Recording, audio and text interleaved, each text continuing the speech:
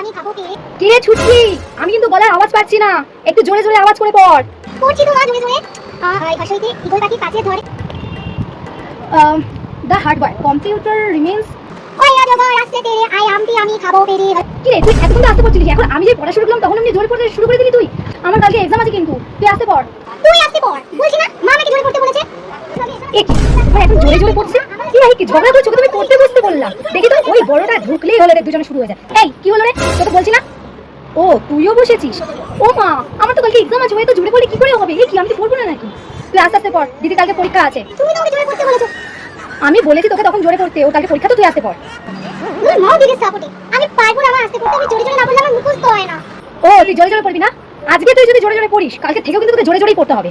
আর এই যে তুইও এত জোরে জোরে ঝগড়া করছিস, আমি রান্নাঘর থেকে আওয়াজ পাচ্ছি। আরেকবার দুজনে ঝগড়া করে আমি দুটোকেই বাইরে পাঠিয়ে দেবো একদম। হ্যাঁ, আজকে পর থেকে জোরে জোরেই পড়বো, তবু তোকে পড়তে দেবো না।